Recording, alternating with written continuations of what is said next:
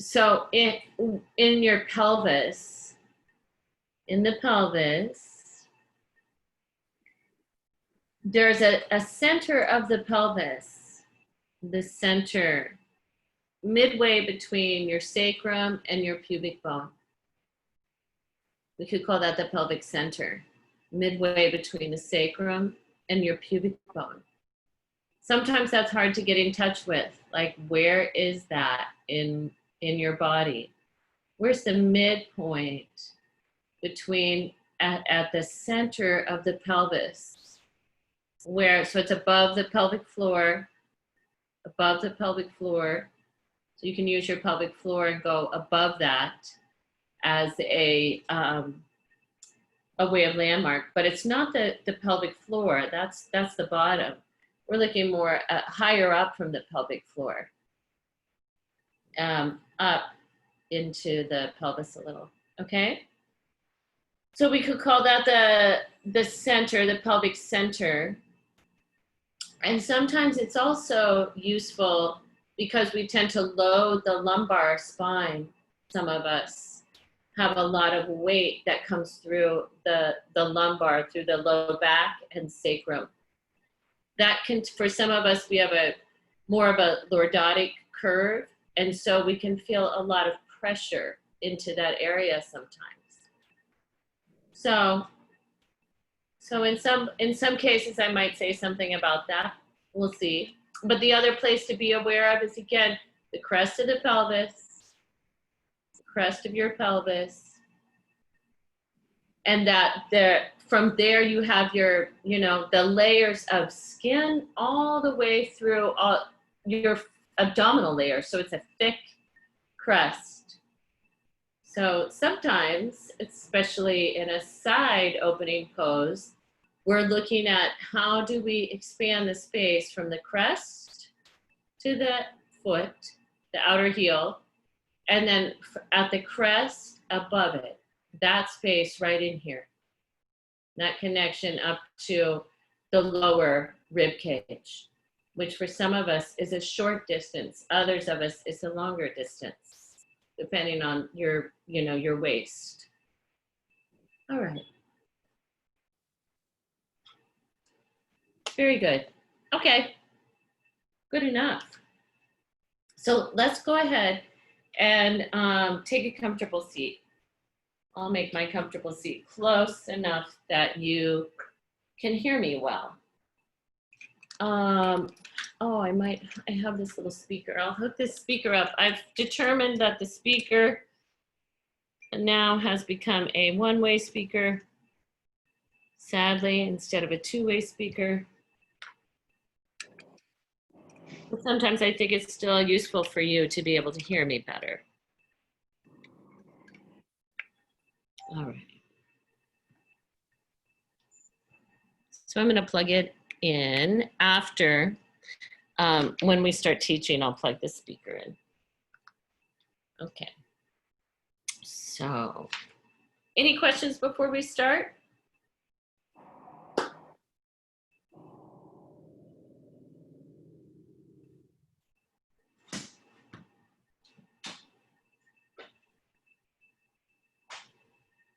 All righty then.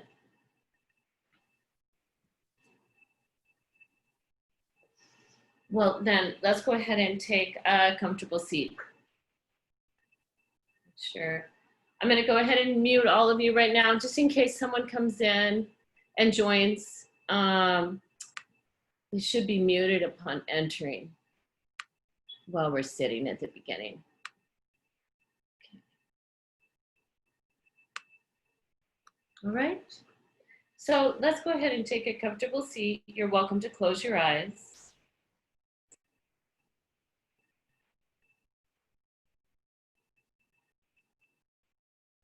I really notice a change in the season. I don't know if you've also been sensing that change. Actually, this morning is when I first really felt a shift.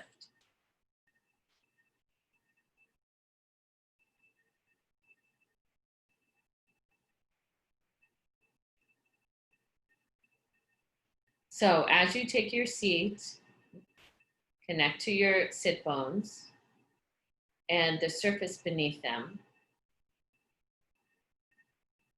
And also notice how your weight comes through your body to your sit bones. What is the right side like? How does it connect? How does it meet that surface? And then the left side.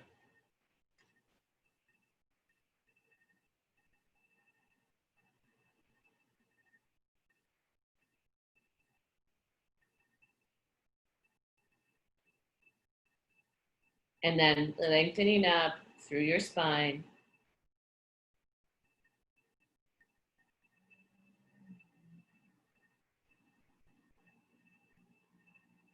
And beginning to find your breath, to connect to your Ujjayi breathing.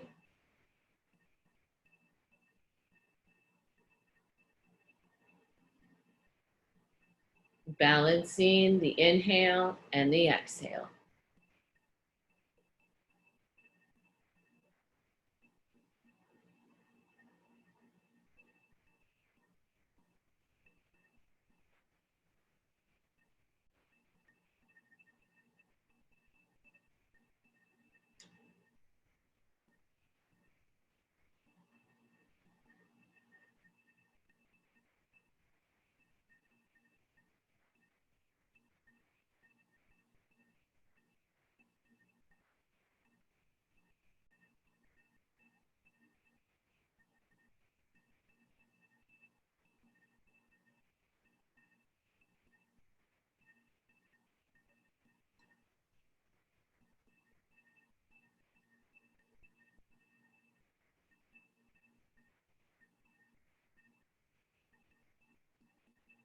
And this poem is called The Pawns.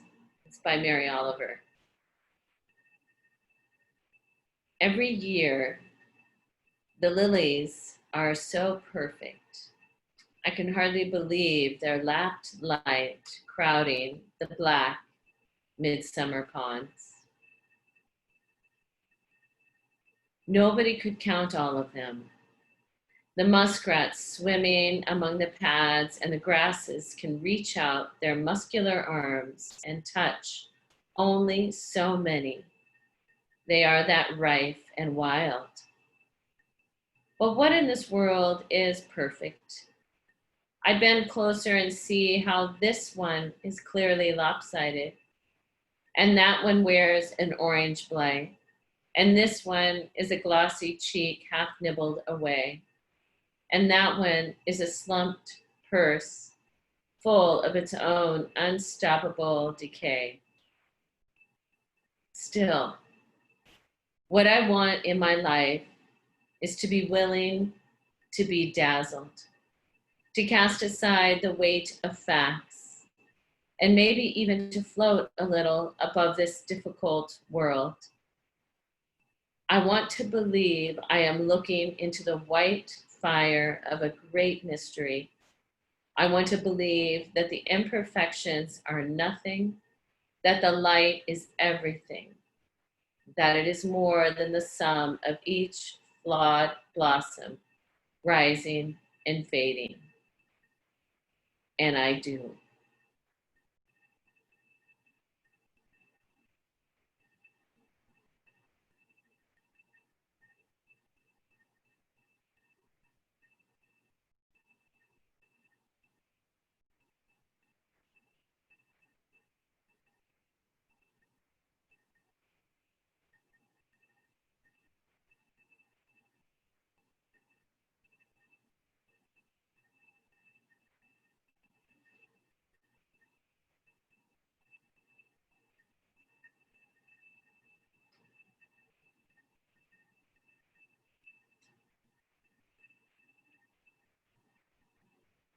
Letting go of any control on your breath.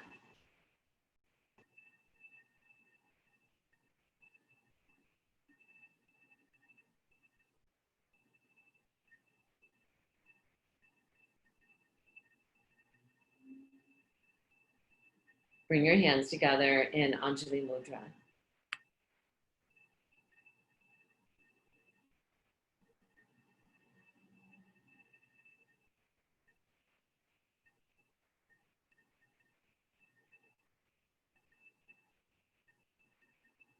We'll open the practice. Let's chant together the sound of Om this morning.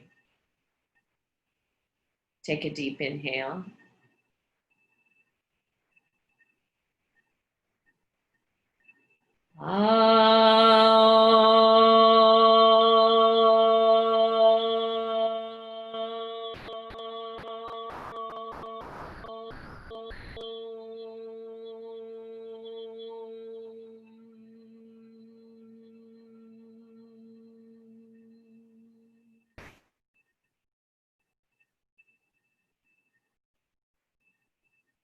And with your next exhale, please bow your head towards your heart. Just honoring the differences, subtle, the more obvious. And then release your hands and lift your gaze. All right, so let me go back to my little spot back here. And I'm gonna just change the view so I can see what's going on. Oh yeah, I forgot. Details, these little details. Okay, here we go. So let's come over to all fours. Coming on to all fours. And noticing your hands as you take them onto all fours. So notice your fingers. The fingers do not need to be spread as wide as you can spread them, but line the fingers up with the bones. The bones in your hands. And then press down into your finger pads and your knuckles. Take a deep inhale and exhale, take cat. Your inhale, transition to cow.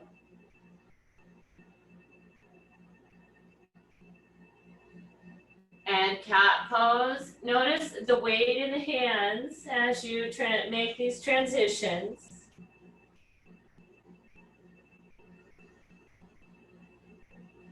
Can you stay steady with pressing the index finger knuckle down and the finger pads?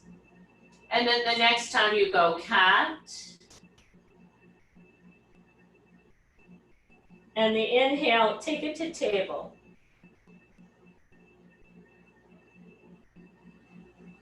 Stay there for your exhale. And then take your left leg back, toes under, and right arm forward. You're coming and lift the left leg. Here's table with extensions. So again, on the left hand, finger pads, the knuckle. Can you feel the tone in the belly? Exhale, lower. Inhale in the middle. And exhale, right leg back. You're welcome to tuck the toes under to start. As you float the left arm forward, the muskrats swimming in the pond. Lifting from the right inner thigh.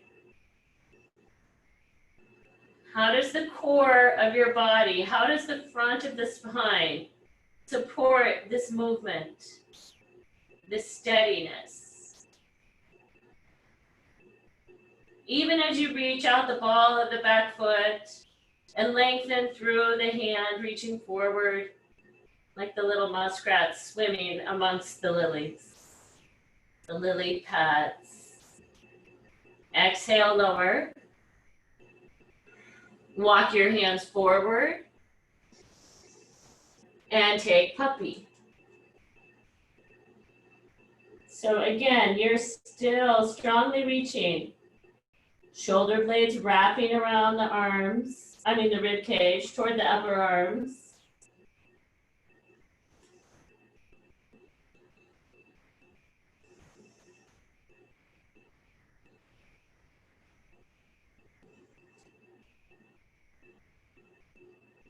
And then noticing, where are the abdominal organs? Are they falling to the ground? Can you lift your abdominal organs up to meet the front of your spine, to keep the spine lengthening?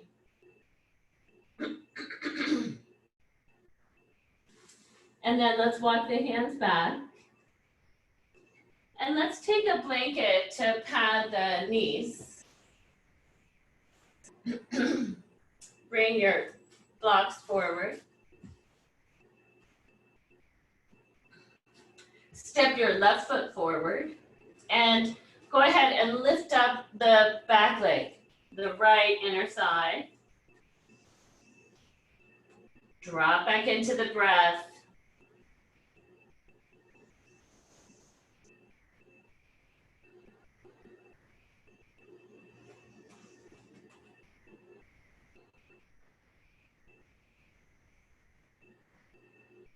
How do you lengthen?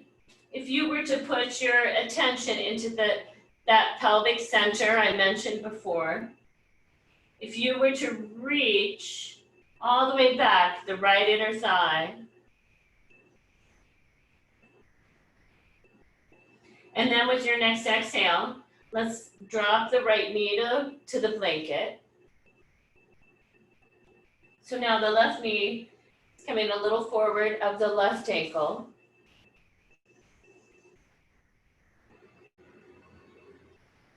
And let's walk the hands forward this time. We can take the blocks with you. So we're over the top of the left leg.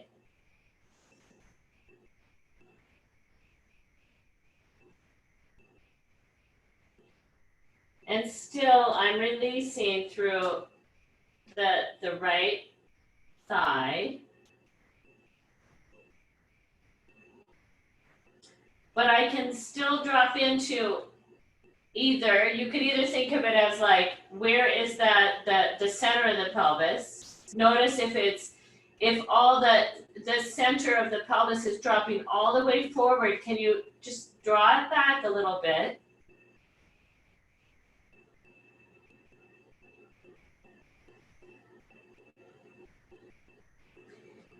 Great. And then let's draw the blocks back. Let's pull them back. Let's make them tall. Make sure you have plenty of padding for the back knee if your knee needs that.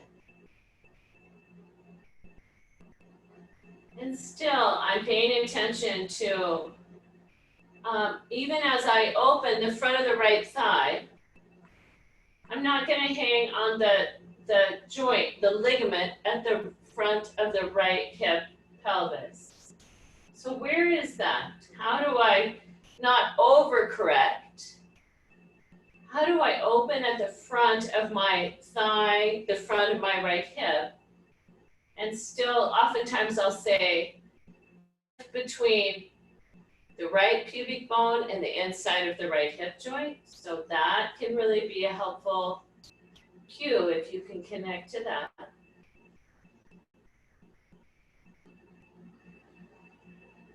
All right, and then we're going to come back forward. Let's remove the blocks forward. So now they're framing towards the front foot. We'll tuck the back toes under, lift the back leg. There's the lunge. Let's inhale, step forward. And exhale, left foot back. So now we go back to the lunge with the back knee lifted, second side.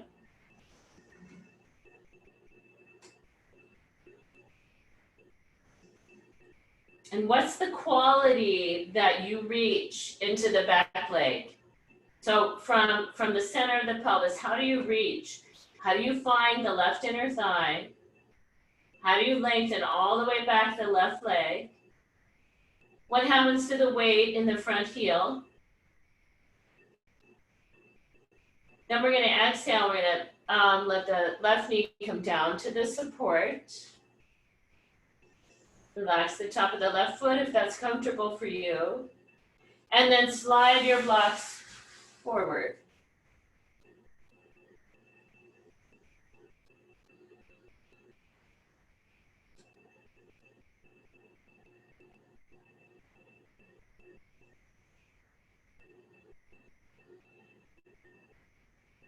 Then we're going to bring the blocks back.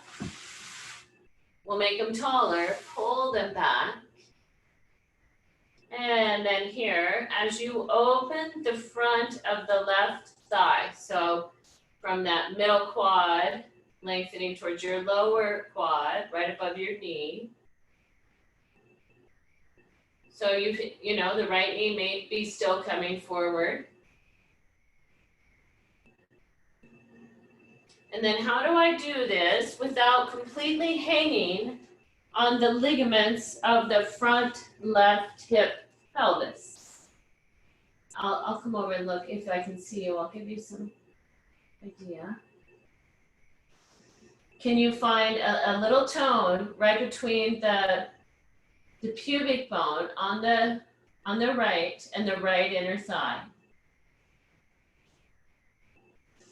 When you do that, what happens at the front of the hip on the left? Oh, it depends on the leg that's forward. Sorry, left side. If the left leg's back, you're gonna lift between the left pubic bone and the left very inner hip joint.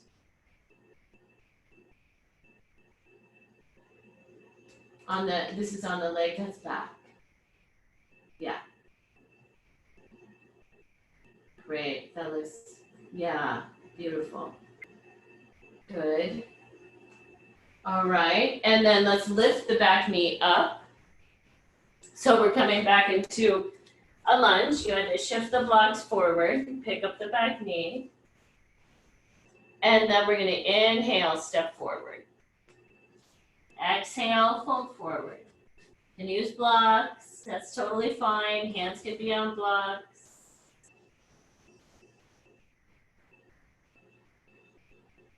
And then let's step the feet a little wider, like they're not as wide as your yoga mat, but they're wider than your hips. You're gonna step your feet a little wider and bend your knees, and can you bring your forearms on the tops of the thighs? So the feet can be pointing straight ahead. What is this, like an umpire pose? And then I want to notice, where's the pubic bone? Is it on the midline?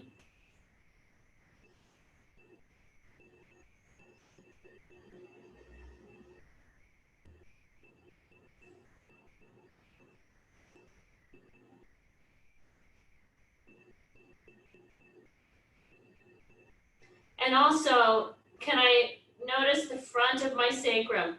Is my belly completely falling forward towards the ground? And what happens if I just give a little lift, abdominal organs up to meet the front of the sacrum?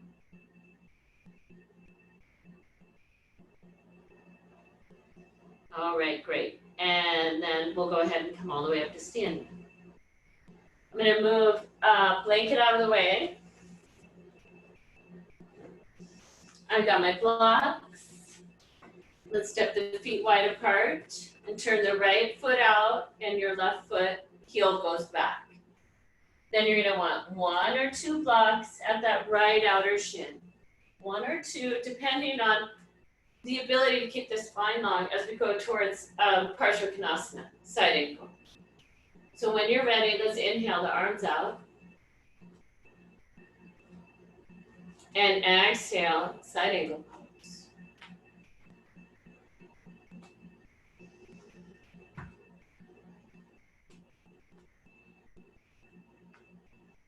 So here's that piece of crest of the pelvis on the left, the sky side, towards that left outer heel.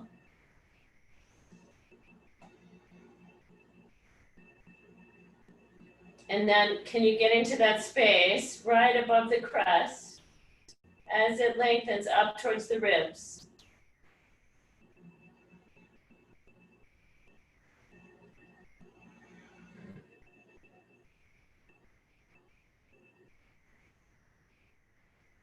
All right, great. Inhale, come up. And let's swing the feet the other way. Inhale the arms out. Exhale, side angle.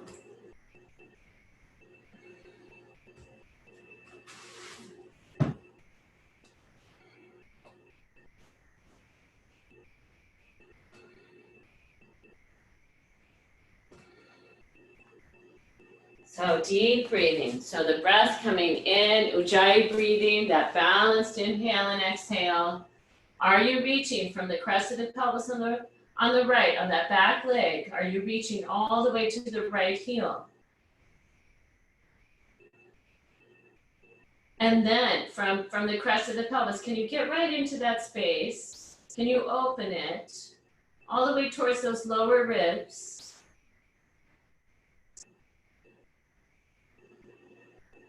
Yes. Good. And the palm of the overhead hand, it can either be towards the ground or facing behind you. That's it. And then Carol Morris, can you take the right shoulder blade, wrap it forward around your rib cage, forward towards the window in front of you.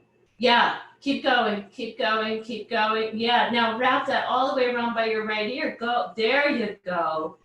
Yeah, does that help find that the ribs and everything? Keep reaching through the right arm, through the right pinky. Good. Great. And then let's inhale, come back up. Let's make your feet parallel. And if you could, I want to take a wide-legged forward fold, but let's have something for the head to rest on, so that when you bow forward now, depending on what height you need for the forehead to be resting, the arms will be forward. The weight is still balanced between the ball of the foot and the heel.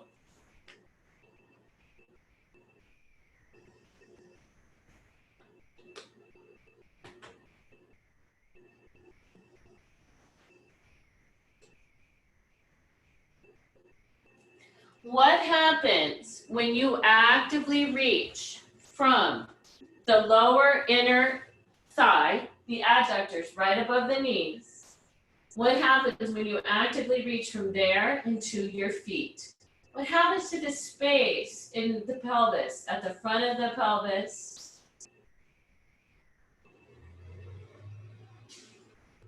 And give yourself enough height that your knees can be straight. Give yourself enough height under the hands to straighten the knees. I know, sometimes you don't have enough blocks, right? Yeah. Great. All right. Nice.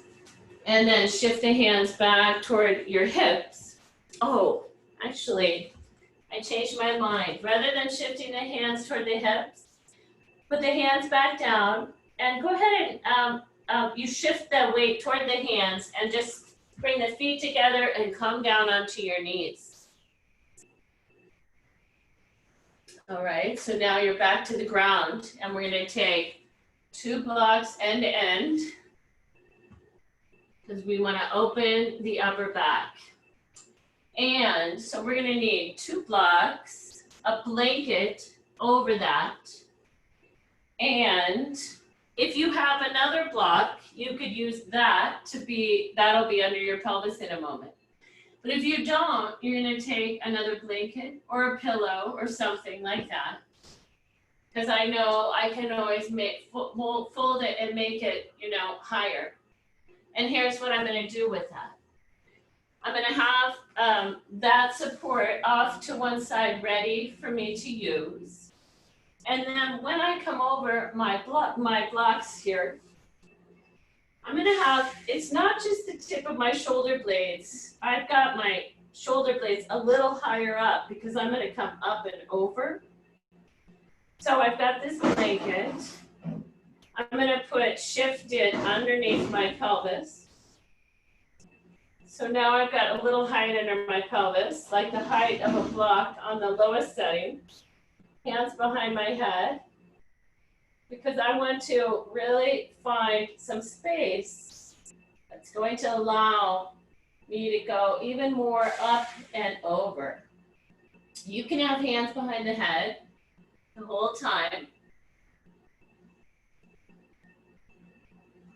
My head, I need enough height with my blocks that my head actually has space. Like right now, I've got 2 blocks and a blanket. I feel like I could have 1 more blanket on my blocks, actually, to let this open. And if my neck is okay, I'm going to reach my arms overhead. So if I set this up again, I would have 2 blocks, 2 blankets on top of the block, so I have more height, and then some height under my pelvis. So I'm going to put 1 more blanket on my blocks. Because I want enough height that I really feel myself pouring up and over this stack.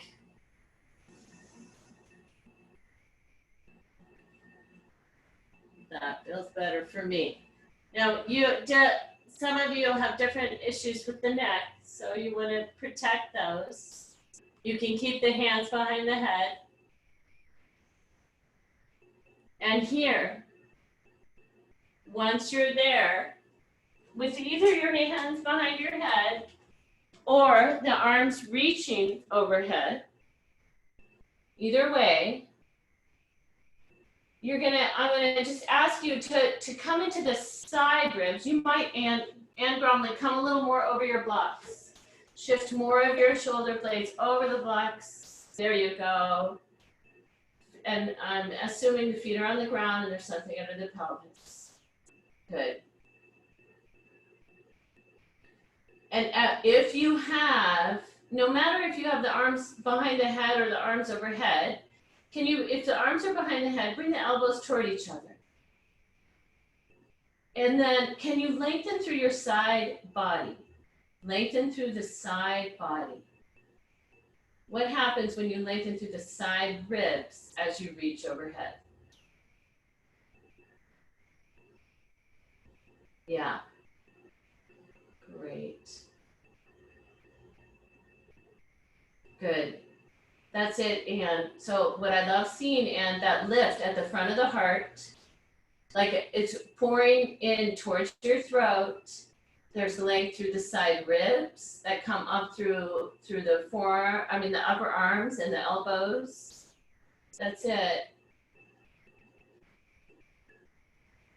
Cool. Cool. Great. Yeah. Yep. Yep. And the top of the head might be touching the ground. The top of the head might be on the ground.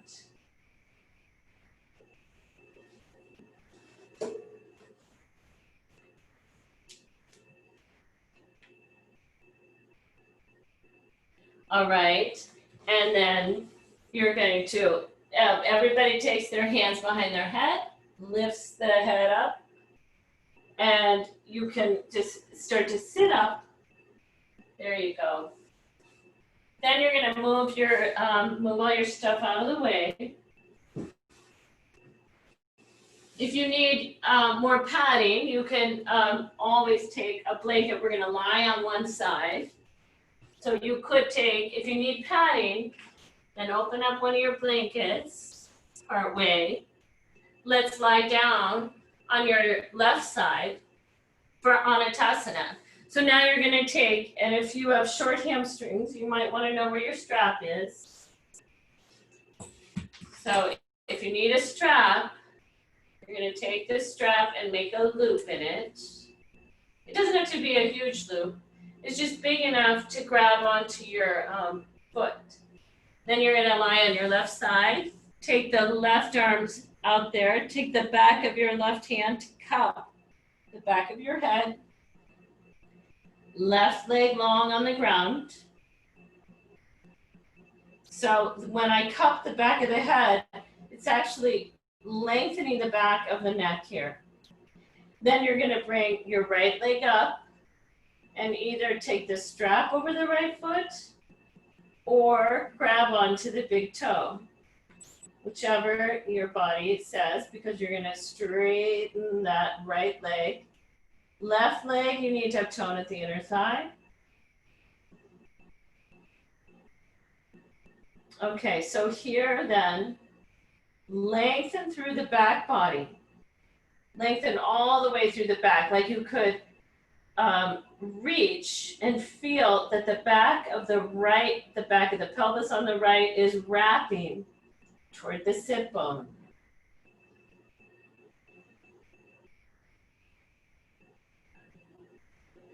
And notice, is the head, are you able to cradle the back of the skull?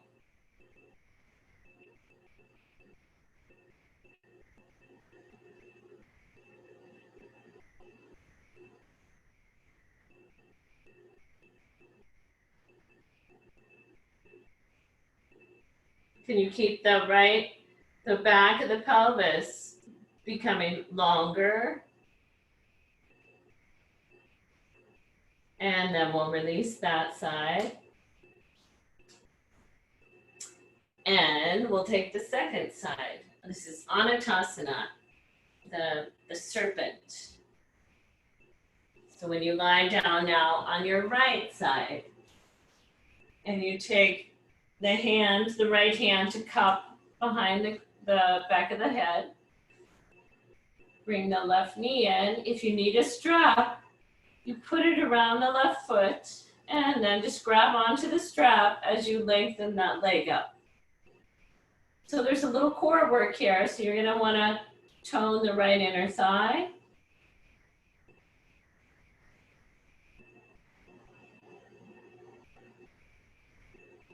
And here you are, second side. So lengthening, if you can remember, where's the left kidney? Can that lengthen all the way towards the back of the pelvis on that lifted leg side? The chin can be toward the chest.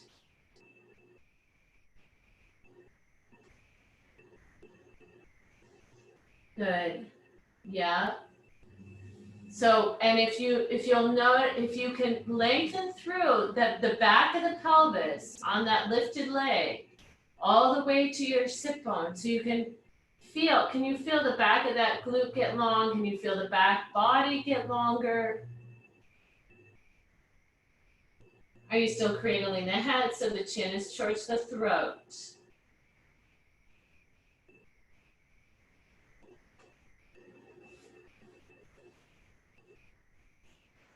Good. All right, and then when you're ready, you're gonna release that and roll towards the floor. You can, if you're on a blanket, you can just, move it out of the way. You're gonna take either puppy or downward facing dog. Puppy, where you walk the hands forward for a long spine, or downward facing dog pose, where you lift the hips up.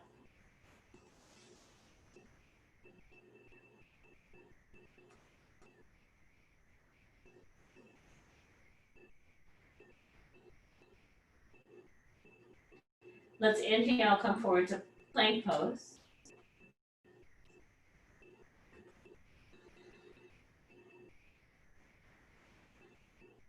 So in your plank pose, if you're in plank pose, either on the hands or the forearms, finger pads and knuckles, where's that tone? What's happening at the back of the sacrum? So you feel there's a good support. And then we'll lightly touch the knees down. Your chest comes to the ground. And your forehead can touch down. Palms on the floor. And inhale to just a little cobra pose.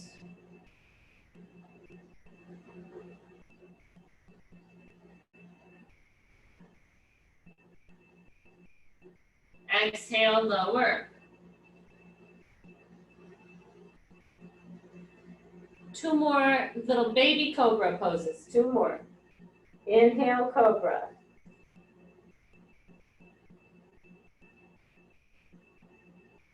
Your exhale, lower. Last one.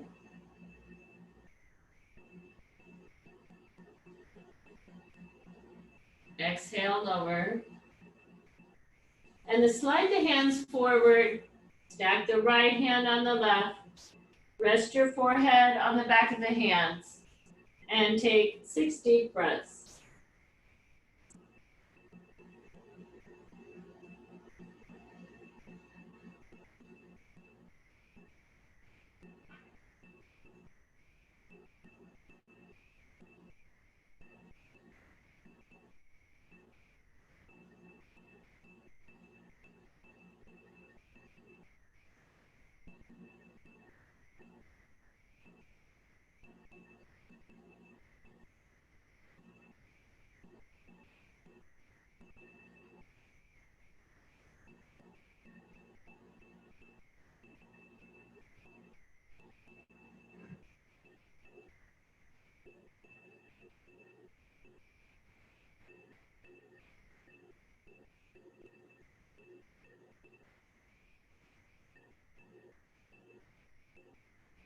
At the bottom of your next exhale, you can slide the hands, inhale to all fours, and exhale, just push yourself back. We're gonna set up to do like a flying Salabhasana pose.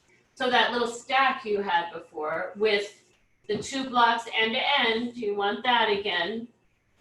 This time they're running the length of your mat. Blanket on top of that.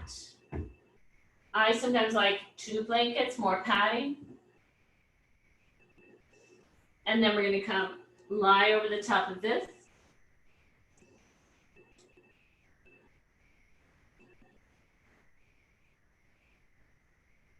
And just before we go, can you remember that sense, that feeling of that passive upper back opener you did a moment ago?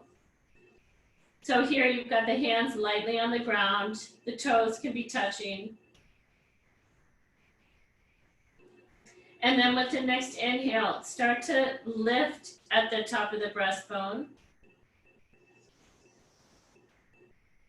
And lift the feet.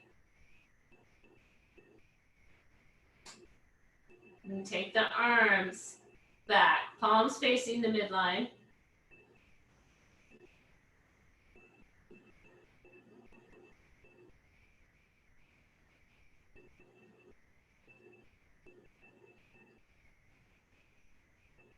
And then let's release all of that. Knees come down, hands come down. Press yourself up, back to child's pose. You can support the forehead on your little stack.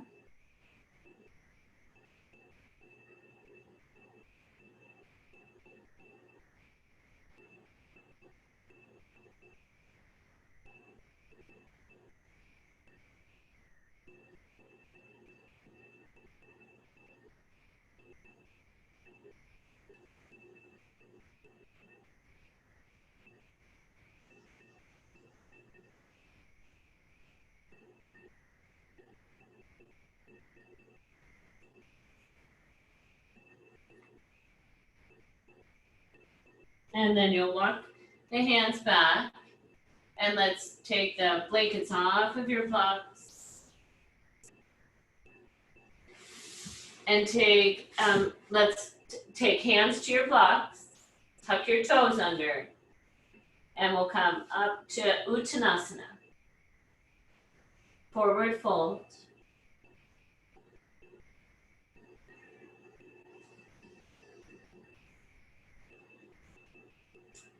You might shift the hips just a little forward. You might end up walking the hands forward also.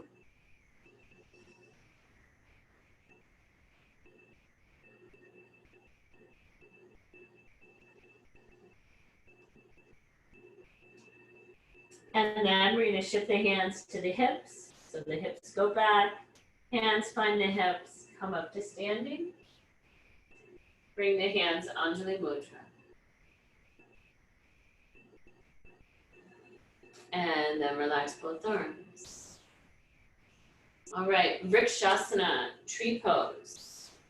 So if you want to be at a wall, we're going to stand on the right leg first. If you want to be at a wall, you could take the left side of your body towards a wall.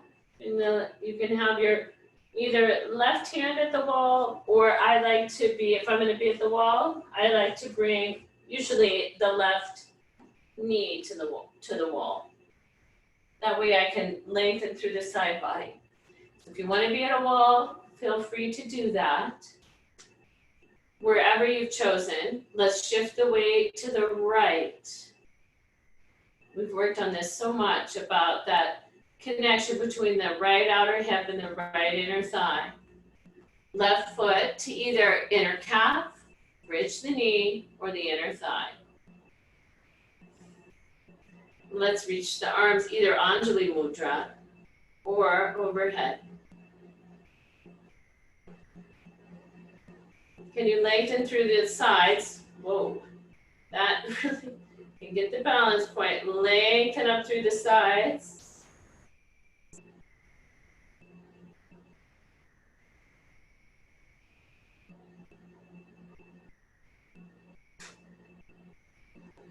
And then release. So if you want to use a wall, just turning around. If you want to really feel that ability to lengthen through the sides, sometimes a wall is great. And then when you're ready, let's shift to the second side.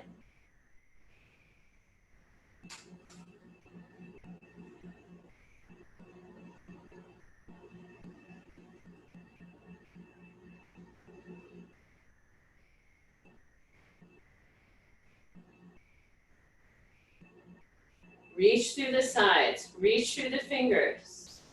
When you lengthen through the sides, what happens to the arms? Do the hands get closer together?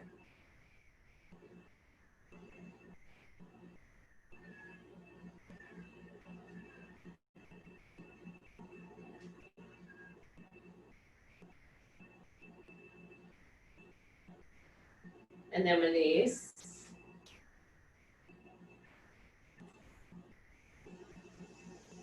Great, inhale, lift both arms. Exhale, bring your hands in front of the heart. One more time, inhale, lift both arms. Exhale, your hands in front of your heart. Relax both arms. We're going to turn this to a revolved side angle pose. So having your blocks, you know where your blocks are. You're going to want them for this next part. When you're ready, inhale, lift both arms. Exhale, Uttanasana, forward fold. Inhale, halfway. Exhale, let's step the left foot back. So right foot forward, left foot back.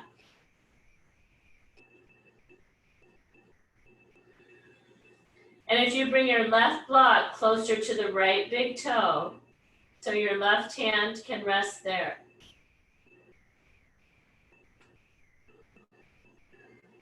And then, so you're gonna start to twist toward the bent knee, toward the right. So as you do, keep reaching from the crest of the pelvis to the left foot.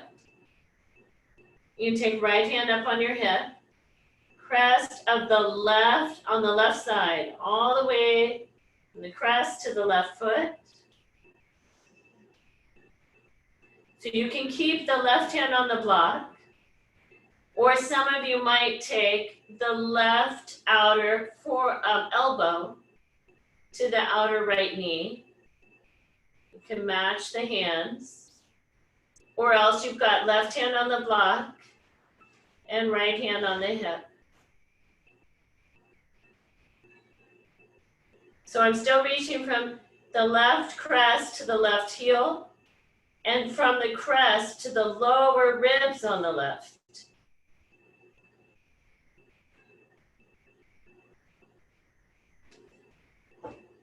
Turn back to center. Inhale, step forward. Exhale, Uttanasana.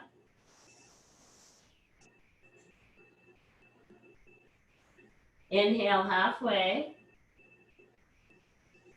Exhale, right foot back. So the back heel is vertical. I can move the right block closer to the left big toe. And now, as I start to turn towards the left, I'm going to keep reaching from the crest of my right pelvis to my right heel. I can have left hand on my hip. And as I keep reaching, I notice I find myself turning further. As I keep reaching from the crest of the pelvis on the right to the right heel, I might find myself turning even more deeply towards my bent knee. And then I'm going to go, well, what happens above the crest of the pelvis on the left when I reach up to the lower ribs and expand there? And let's even take, if you have your hands together, let's relax the left elbow a little bit, like left forearm come down. Yeah, keep going down. There you go. Just drop that left forearm. Yeah, now find those lower left ribs and fill them out. I mean, lower right ribs. Fill out the lower right ribs. That's it, Ellie. Yep. So they're really expanding back. That's it, Pat. Good. Yeah, that's it, Anne. Wonderful. I love that reaching in the back. Good. And then let's turn back towards the forward. Release the hands and inhale, step forward, Uttanasana.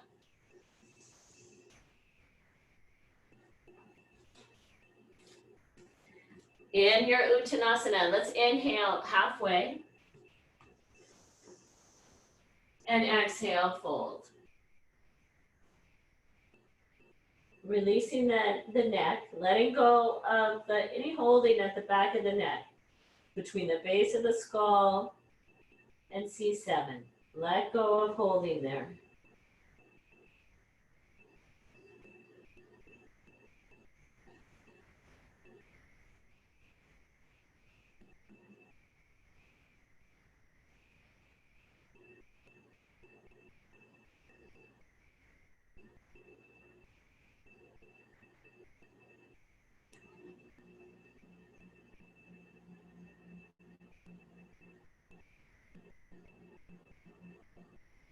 Great. And then we can take hands on our blocks if they're not, and let's come down to the ground.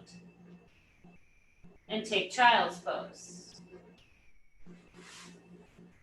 And again, you can use, a block to support the forehead, or you can stack your fists to support your forehead.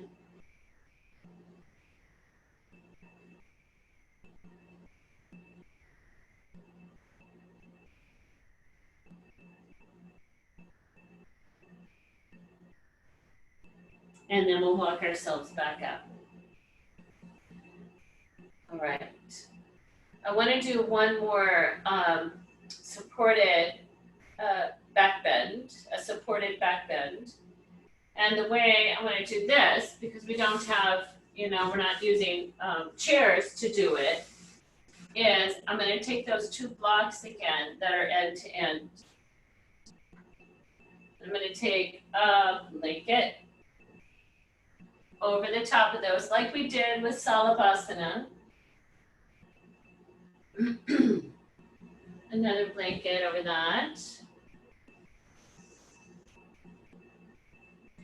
And I wonder if some of us will need a little height. I'm going to just have a blanket available if I need something here.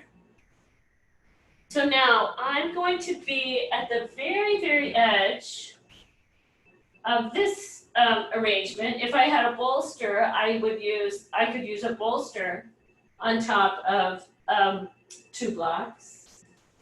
As I come over, so there, the C7 is not going to be on my blocks. I'm going to take my hands behind my head, chin toward my chest.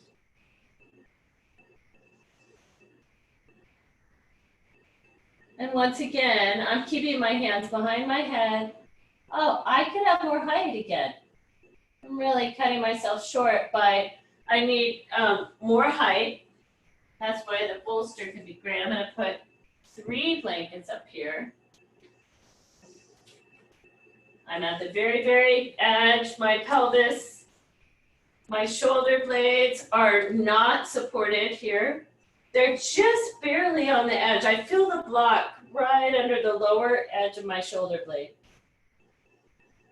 And if you needed, you could always use a pillow at the back of the head. Yeah, more height is a good thing. I could even have more height. More height would feel really nice. Maybe I'll scoot a tad. See if that gives me. And I'm going to see about lengthening out the elbows toward the ground.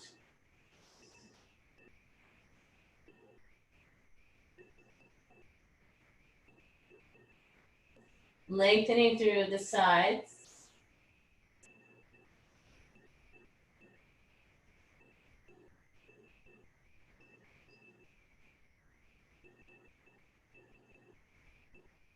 Yeah, bolsters. I have one at home, but I didn't bring one here. They're really nice for this.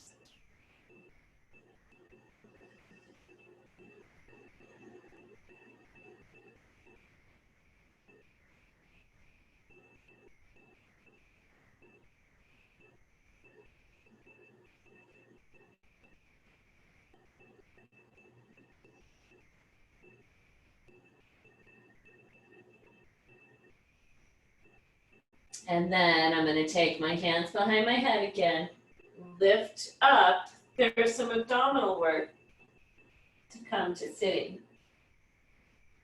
So you can bring yourself back up to sitting on the very edge of your stack.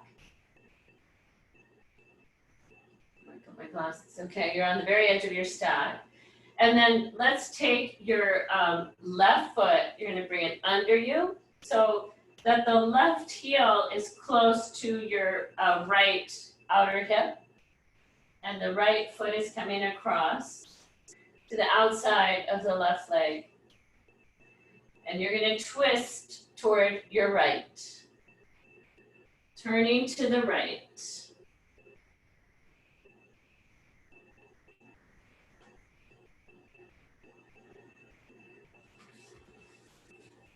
As you turn to your right, you might enjoy, rather than having the right hand behind you and the outer elbow at the outer knee, you might also like taking and grabbing onto the opposite forearm and twisting toward your right. So your left elbow is at the outer right knee. And can you also, as you're holding onto the forearms and expand through that outer left back ribs.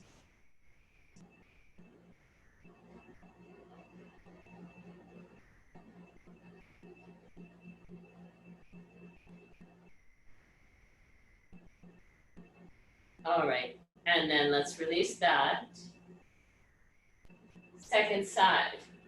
Second side. If your knees bother you and you want to take a straight leg version, you can. But now you're going to bring your right outer heel towards your outer hip, and you might cross the foot over.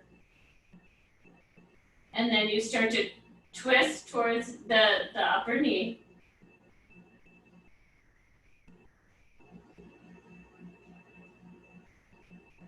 You can grab onto the forearms.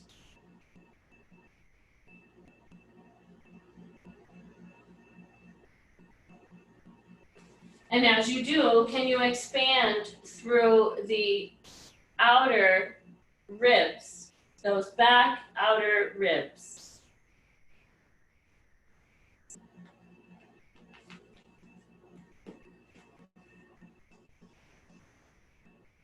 So especially as you turn to the left, the right back ribs.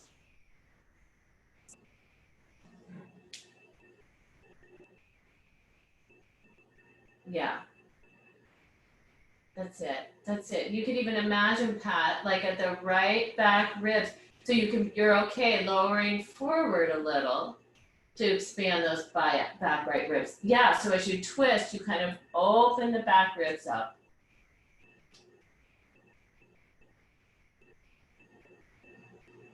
And then we'll come back to center. Can you take this and can we make it into a supported shoulder stand or a supported bridge? So if you bring your blanket, this is for the shoulders. Then you're gonna have 1 or 2 blocks, you know where they are. A strap is useful. So if you have a strap and you make the loop a little narrower than the upper arm bones, and you know where that is, so that when you lie back now and you have your shoulders on your blanket, and you're gonna take 1 block under the pelvis, your next block under your pelvis on either the 2 are at the lowest height, or if you feel like there's enough of an opening at the front of the hips, you might take that one on the next height. Just notice if when you lifted your hips, your pelvis, that your shoulders are still supported on the blanket. They're not floating. All right, and then we're gonna take the strap, put it around the wrists, press the shoulders down. So this is a nice supported bridge. You're welcome to stay here. Or bring one knee up and then the other,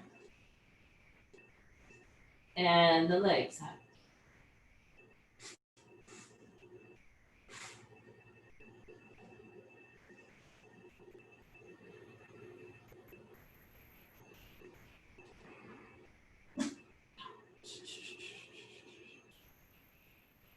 Yeah.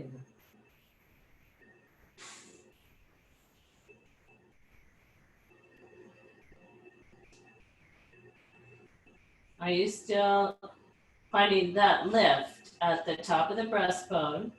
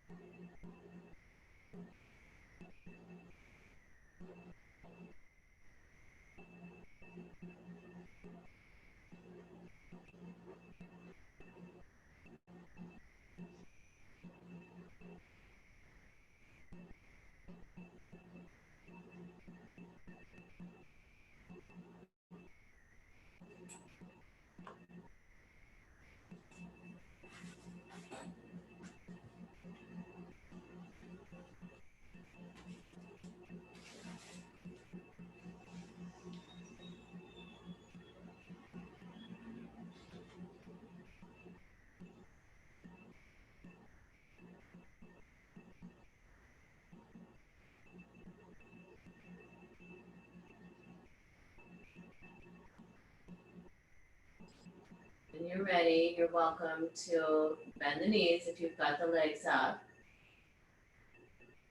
Bringing the feet to the floor. Take the hands from your strap and removing 1 block. If you have 2 blocks, take 1 away. And then removing the 2nd block as you migrate towards your head. And put your pelvis up on your blankets.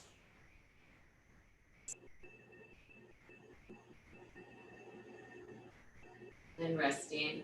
With the knees bent, the feet on the ground.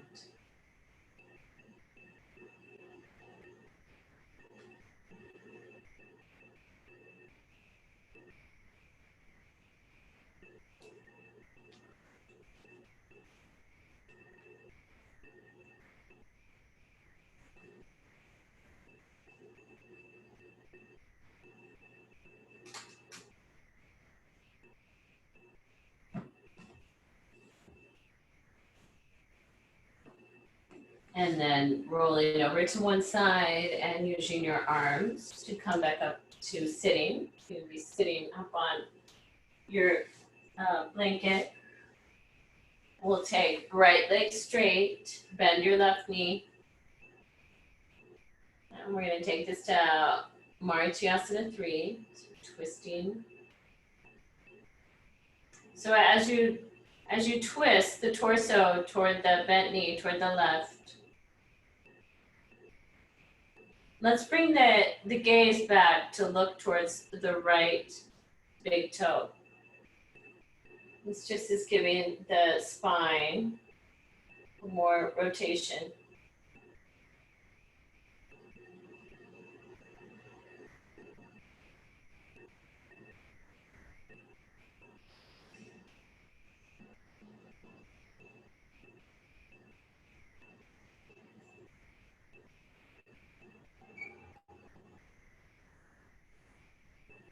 And still, I want to investigate, how do I create more space between the crest of the pelvis on the right and the lower ribs on the right?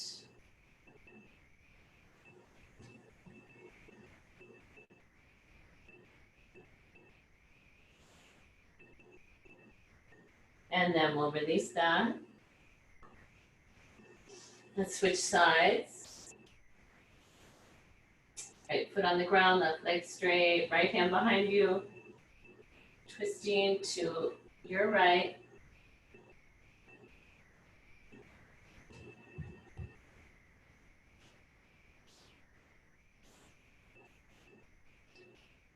And the gaze back toward the left.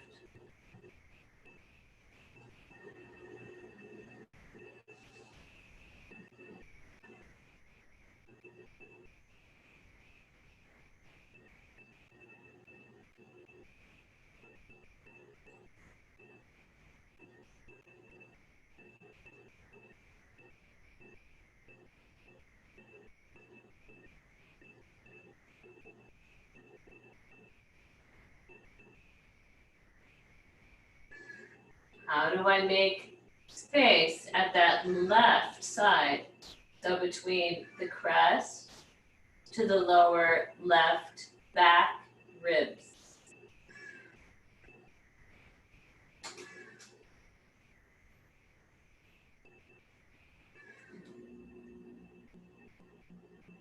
And release. Good. And let's take Baddha Konasana. So you might need to sit up on one or two blankets, just depending, as you bring the soles of the feet toward each other. And you can hold on to either the shins. You don't have to hold the feet, and the feet don't have to be glued together. You don't have to be pressing toward each other. This might be the right place to stay vertical. Some of you might be walking the hands forward.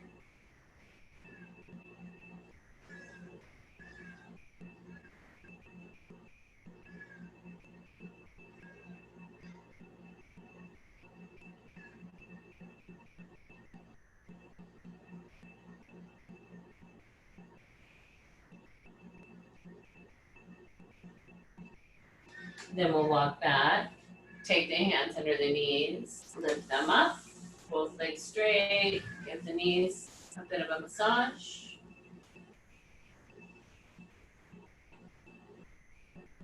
With both legs straight, hands on the ground, you might give just a very gentle forward fold.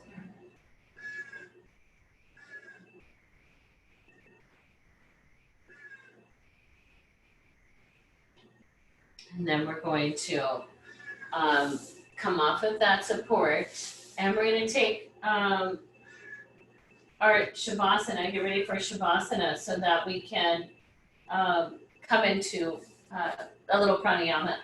So for Shavasana today, if you like, you could have a blanket behind you to support the spine the long way, roll in toward you.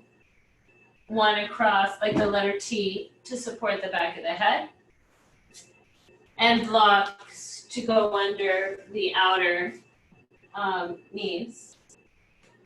Make sure when you lie back that the sacrum isn't pinned against the blanket, that it's got space.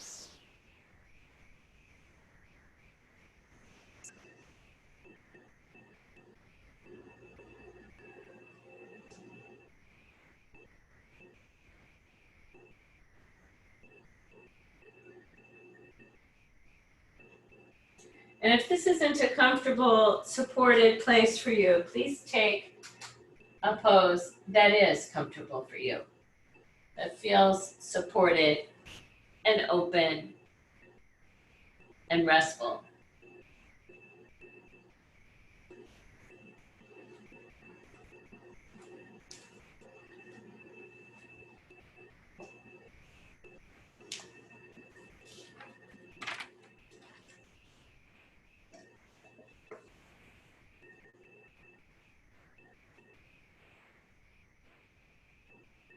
Every year, the lilies are so perfect. I can hardly believe they're lapped light crowding the black midsummer ponds. Nobody could count all of them. The muskrats swimming among the pads and the grasses can reach out their muscular arms and touch only so many. They are that rife and wild. But what in this world is perfect? I bend closer and I see how this one is clearly lopsided. And that one wears an orange blight. And this one is a glossy cheek half nibbled away. And that one is a slumped purse full of its own unstoppable decay. Still, what I want in my life is to be willing to be dazzled.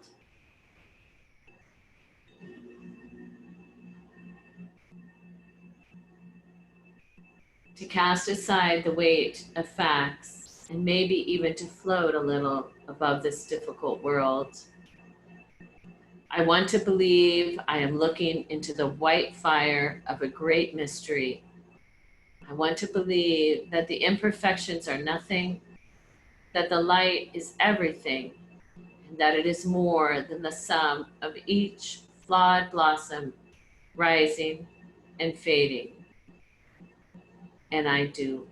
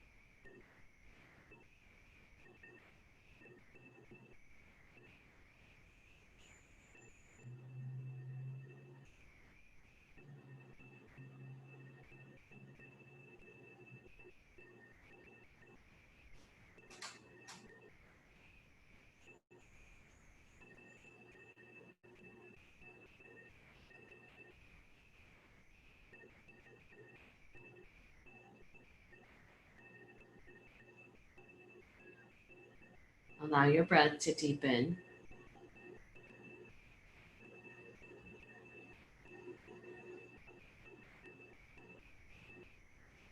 And and beginning to awaken your body to movement,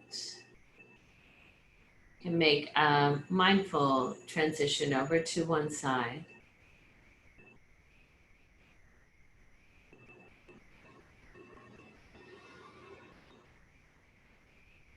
And use the support of your arms to come back up to sitting.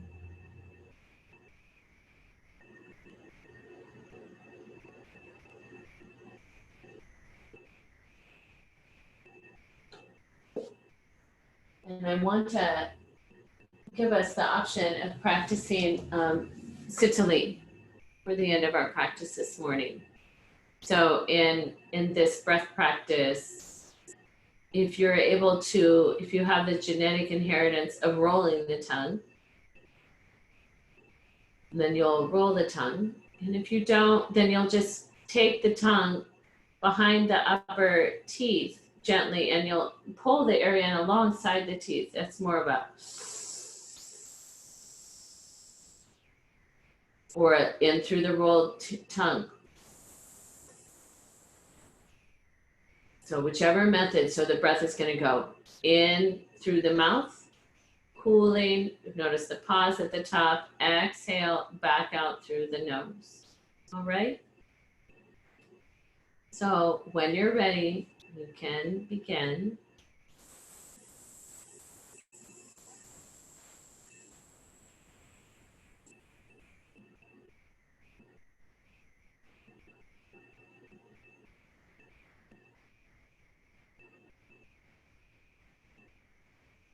And as you practice, see if you can make the breath balanced, the ratio 1-to-1 on the inhale and your exhale.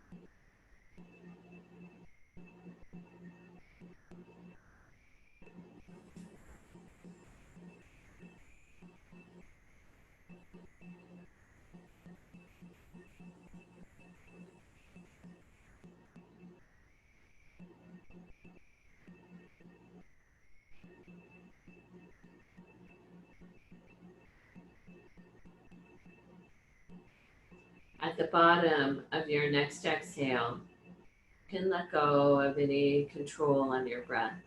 Release any of that.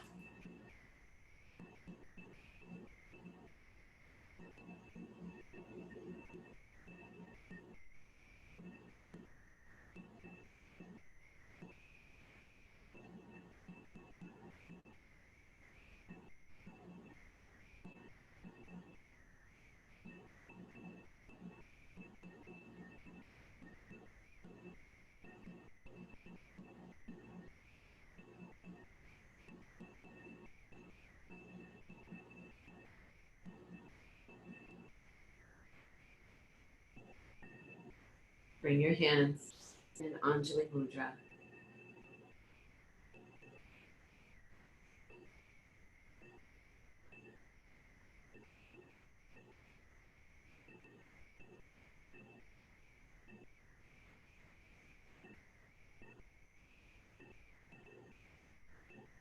Namaste.